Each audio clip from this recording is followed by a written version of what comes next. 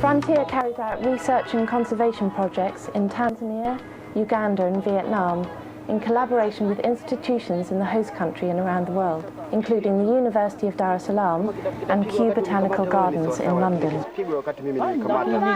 What we aim to do is to contact local specialists, scientists who've identified priority environmental concerns they would like to do something about, but lack the resources to do it. And then we can offer them volunteers from Britain and their resources to get out into the field, do some field work, whether that's research or practical conservation or local community development or whatever. Volunteers are recruited from all walks of life and each make their own personal contribution to expeditionary costs. It is the efforts of these research assistants, or RAs, along with sponsors, which enables Frontier projects to take place. Raising the funds to take part can be undertaken in a variety of ways. I wrote hundreds and hundreds of letters, sold hundreds and hundreds of t-shirts, cycled around Kent on a tandem. Yeah, also local boroughs are really good. I got £1,000 from my local borough, and Rotary clubs got some money from them. 60s discos and selling books in a shop for 3 weeks, and money that raised about £300. And the 60s disco raised £800. We're at the Salvation Army now, waiting for the volunteers to arrive. Having met them at the airport and having changed some money, all the volunteers come back to the Salvation Army where they stay for a few days before going into the field. Once in the camp, the RAs combine research work with camp chores, such as collecting water and cooking the meals. I'm on camp duty. The rest of them have all gone off snorkeling to try and find dynamite fishing sites. I'm supposed to be here to look after the camp, make sure there are no intruders, bake the bread, etc., etc.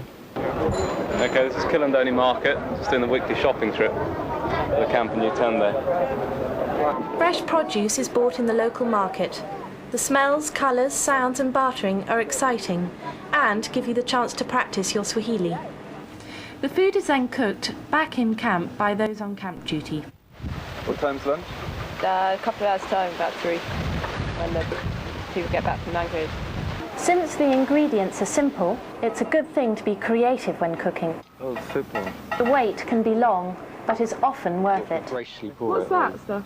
I don't know. Vegetables today? Yeah. Be careful, don't forget to wash fruit or salad except with sterilised water. Is this your boyfriend? No, my mum. And one of the great things about the project is that we all come here with different skills. I mean, you know, on this project, on this phase, we've got architects, physiologists, biologists, lawyers. I'm a philosopher, so I thought, you know, what skills could I bring to bear on it? And you know, it's a very fruitful environment. It's good. Well, there's nothing the same in France or in Germany. Frontier is based in London, has operational centres and staff in the host countries, and attracts volunteers from around the world.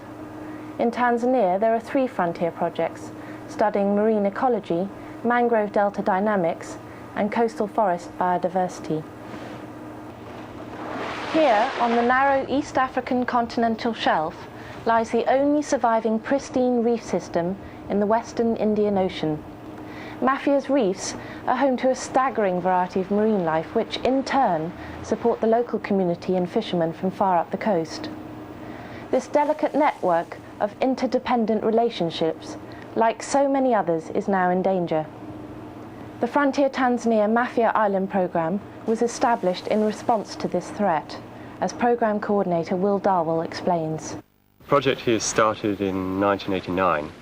This is in response to a request from the terrestrial parks body on mainland Tanzania that we should collect the necessary information to set up a marine park in the southern Mafia Island district.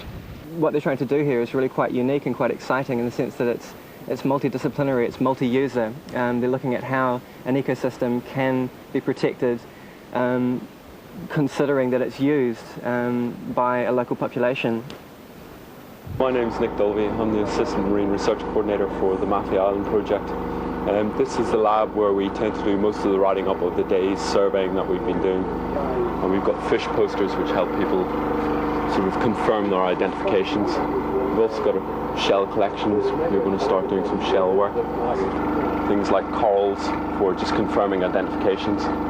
We have one computer here for analysis of all the information that we collect and for writing up information for publication. Sometimes you can get away from it all, studying fishing communities on nearby islands. We also find our own little cove where we can go swimming in the evening and watch the fish off. Yeah. At the point where East Africa's largest river, the Rufiji, runs into the Indian Ocean, water draining from halfway across the continent carves out entire islands of pristine mangrove forest, which cover some 50,000 hectares. It is amongst this immense delta system of creeks and channels that Frontier's Rufiji Delta Hydrodynamics program operates. Data generated by the project will be contributed to the global mangrove database recently established in Japan. Right, we're now in a part of the Rufiji Delta that was once pristine mangrove. As you can see, a lot of it has been destroyed now for rice farming. Up until the late 1970s, these farms would have existed outside of the mangrove regions where the fresh water was. After the 1970s, the water started to come into the mangroves, and so as you can see, people have been forced to clear mangroves for the purpose of growing their rice. The Tanzanians have attempted to combat this problem by introducing a management plan. The Rufiji Delta project that we're working on is assisting this plan by literally surveying the river system here and attempting to construct a model that will predict future drainage patterns. This in turn will obviously enable the Tanzanians to target the limited resources they have available in the best possible fashion. The work here varies from surveying the ever-changing coastline to channel and tide monitoring. We didn't know we were going to be doing this when we came. Would you have come if you had known? Yeah. Yeah. Definitely. This is fun. Sometimes you can't help but get wet and muddy. So this is a typical sort of work location where we have our mangrove transects running perpendicular to the channels and perpendicular to the seaward margin.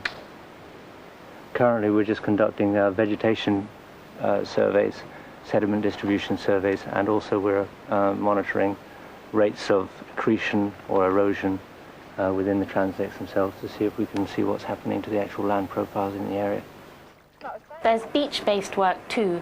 What are you doing? Oh, hello. We're on tide monitoring today. Well, it's quite an easy day off actually, because you take it in turns and you go down to the sea, which is just over there, and read off the tide points every half an hour. You see, we're enjoying it. I'm laughing.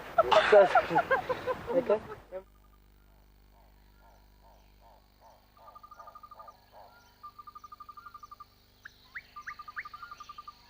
This is the furthest forest we've been to, and it's definitely in the wildest part of the Tanzanian coastline. Most of the people will be going down by bus. The bus journey is 25 hours long, and with this vehicle, where we're not going overnight, we're expecting it to take between 2 and 2.5 days.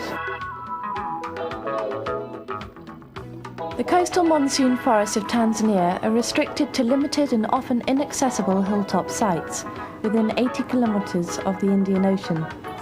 They're thought to have been separated from the main African rainforest of the Congo Basin for between 30 and 40 million years.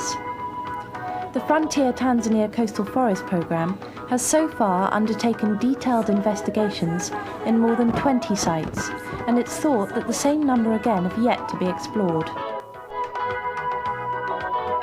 Due to their early separation, evolution has given rise to many rare and endangered species. Because of the isolated location of the forests, the project has no permanent base camp. Instead, each phase operates out of temporary camps, which are built by volunteers when they arrive in the targeted forest. Tropical dry forest is very, very threatened in the world. It's the most threatened of all the major tropical forest ecosystems.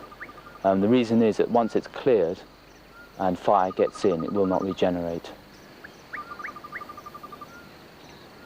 This is the Saturni, the silk moth caterpillar. We're going to try and hatch it out. You can tell if they're ready to pupate because behind the head should be swollen. The work programme involves producing complete inventories of the flora and fauna of the forests. This is vital basic level research work. It isn't complicated, and training from our field staff is sufficient. The collected specimens are identified and recorded. Some are sent for outside analysis by worldwide experts. Two categories to moths, Microlepidoptera, Macrolepidoptera. As well as this inventory work, vegetation and mapping surveys are carried out, and socio-economic studies undertaken to assess forest use.